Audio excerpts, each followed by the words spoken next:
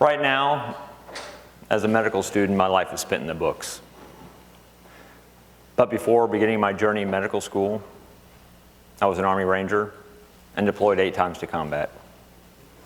I want to share a story with you about one of those deployments, about Zach Grainer and how tourniquets saved his life. This is Zach on our deployment in 2010.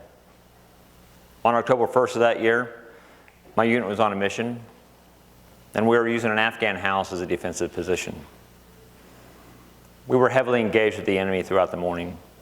It's machine gun fire, mortars, rockets, snipers. And by 10 a.m., a mortar landed right in the middle of the yard, and it wounded Zach along with 12 others. Shrapnel from the mortar ripped through Zach's flesh, tearing open several arteries in his legs. And while I was treating an even more severely wounded casualty, a Ranger medic grabbed Zach and he pulled him out of the direct line of fire, pulled him to safety, and he put 2 tourniquets on his legs. But it wasn't enough. He continued to bleed. So he put on 2 more tourniquets. And finally, with 4 tourniquets applied, the bleeding was controlled. About an hour later, a UK medevac helicopter would pick Zach up, take him to a combat hospital for further care. Incredibly, he made a complete recovery and even deployed to Afghanistan the very next year. This is just one of thousands of stories of how tourniquets have helped save lives on the battlefield. The wars in Afghanistan and Iraq have resulted in an unprecedented survival rate. However, we still have a 24 to 26% preventable death rate. And we can define preventable death as an injury in which a death in which the injury results in a death, but if it was treated appropriately, they could have survived. And there are 3 major causes of preventable death. 1, massive bleeding from an extremity. 2, a collapsed lung where tension develops in the chest. And 3, an airway obstruction. As you can see, by far, bleeding is the major cause of preventable death. And we've known about this since the Vietnam War. Dr. Morgan, a Navy surgeon during the Vietnam War, said this about self-help and first aid in an article. Little, if any, improvement has been made in this phase of treatment of combat wounds in the past 100 years. What's even more astonishing, nothing would change for the next 31 years.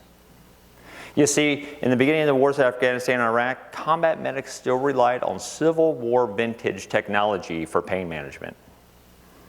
And they used treatment methods not designed for the battlefield.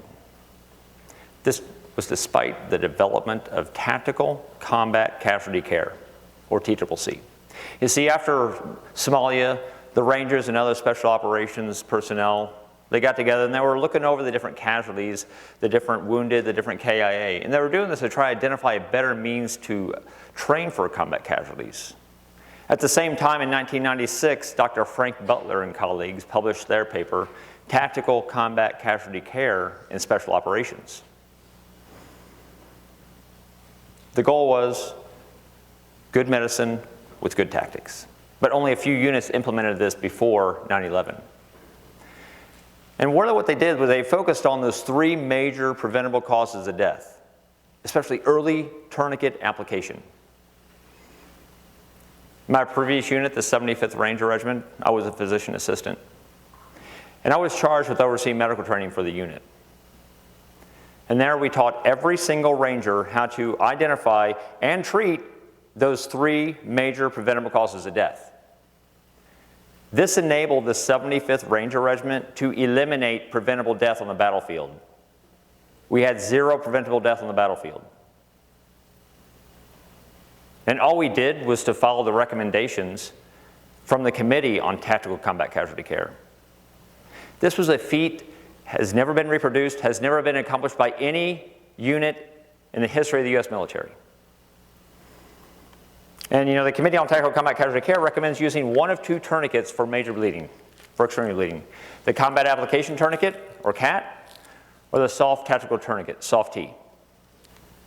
You see, before 2006, although at the time we were the Rangers, we were using an effective ratchet tourniquet like you see there, most people were being told not to use tourniquets. Most units were like, well, don't use tourniquets, and furthermore, most tourniquets were improvised. After 2006, tourniquets became more widespread in the US military. So how do we know they work? Well, back to Vietnam. So in Vietnam, extremity bleeding, death from extremity bleeding was 7.4% of total combat fatalities. Up to 2000, and if you looked at Iraq and Afghanistan, up to 2006, when tourniquets were just starting to be used, death from extremity bleeding was about 7.8% of total combat fatalities. From 2006 to 2011, another study demonstrated that death from extremity bleeding was 2.6% of combat fatalities. Some would argue that, depending on the data you look at, it actually may be lower. So no matter how you look at it, there was at least a 67% decrease in death from extremity bleeding. So how does this relate to the civilian sector? Well, of the 147,000 deaths from trauma in 2014, 20% or 30,000 people could have survived. That's the world we live in. We live in a world where people know how to call 911. They can console the victim, but they don't really know what to do about trauma bleeding. Is it a fear of infectious diseases? Or just like the military, is there some sort of tourniquet phobia out there? Those of us who have promoted early tourniquet use have heard it all. But I learned that tourniquets are dangerous, should only be used as a last resort.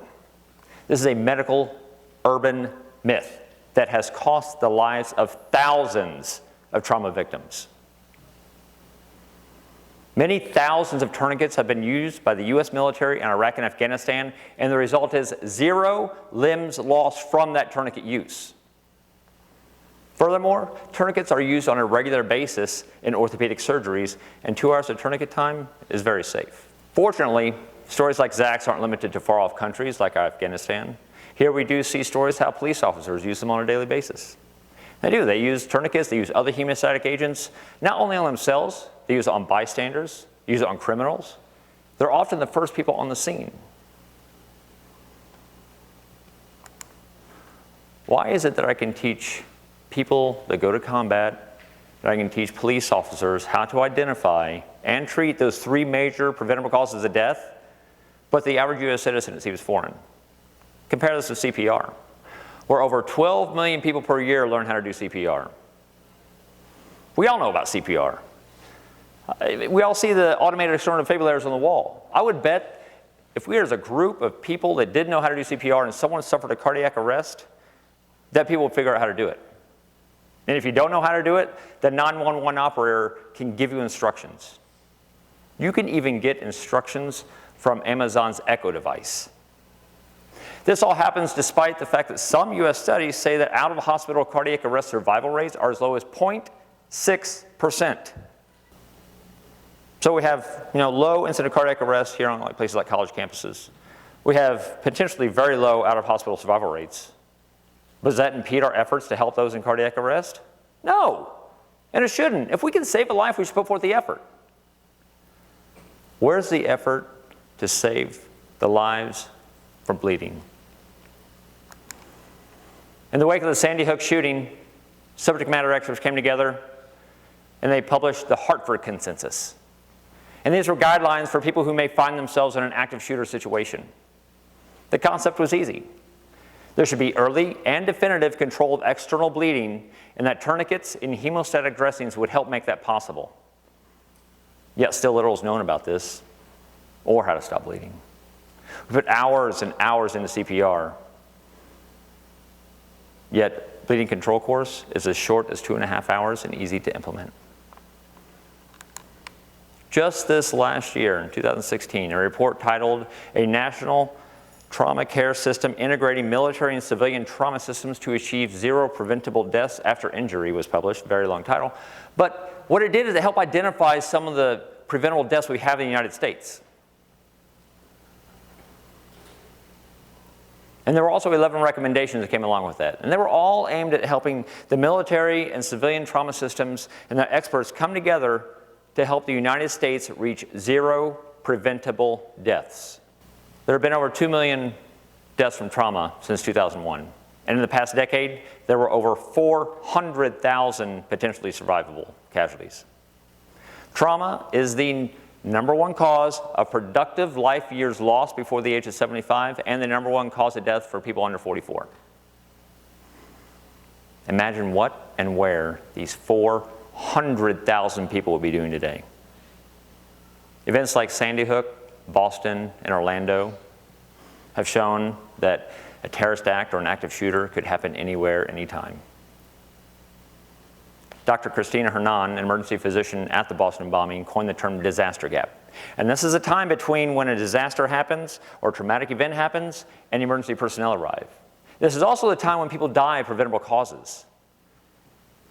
Let's put it in perspective. Do you realize you can bleed out and die within 2 to 3 minutes from your femoral artery? Look, I understand that a traumatic event or a terrorist act is going to catch anyone off guard. But I know as a PA and a doctor in training that our response could be optimized with bleeding control training for all. Because proper training and preparation enables you to react and respond. It's probably pretty unlikely you'll be at a terrorist act or get caught up in an active shooter situation. But how likely is you may see a car accident, have an accident at home, something could happen to you on campus, could be your place of employment. Are you prepared? Do you know how to prepare yourself? Do you know how a tourniquet works? I'm going to show you. So what we got here, first, are 2 different types of public access bleeding kits, right? They're available a lot of different places. They just happen to be from the same makers who make the CAT and the Soft T. So first we're going to talk through the how or what the parts of a tourniquet are. So my partner Mike here will be demonstrating the Soft T and I will be demonstrating the CAT tourniquet. First thing we're going to point out is the strap, right? This thing needs to be at least 1.5 inches long. Or I'm sorry, 1.5 inches wide. Because the wider it is, the less pressure you need to stop the bleeding. And this also means that the wider it is, the less pressure, the less damage you're going to do to the underlying tissues, right? Next, the buckle. And as you can see, Mike has his down there. Mine has already been routed through, the strap has already been routed through the buckle. You're going to need this to tighten down on the extremity. Third is the windlass. And the windlass is actually the part that helps stop the bleeding. So we're going to twist this until the bleeding stops. Once you get that done, it has to be put in some sort of device that secures it, right? So some sort of retainer. So when you come up here to a bleeding casualty, you can always put direct pressure on that wound, right?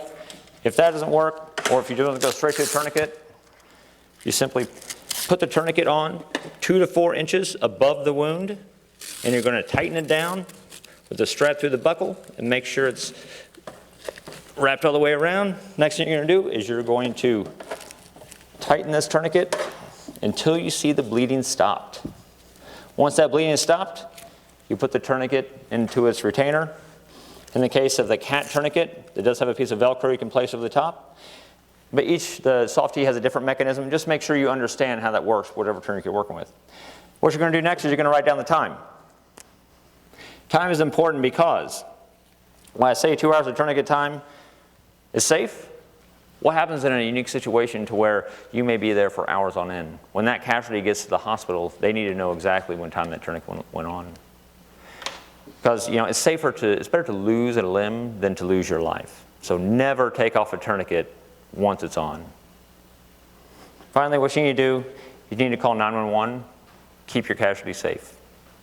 By the way, this just isn't for other people. You can apply a tourniquet to yourself. And in case of the CAT tourniquet, you can use it one-handed on your upper extremity. We have a unique situation before us. We can stick with the status quo, or we can change our approach to trauma care. We're at a crossroads. I'm part of a group of medical professionals pushing hard for 0 preventable deaths. But we can't do it on our own.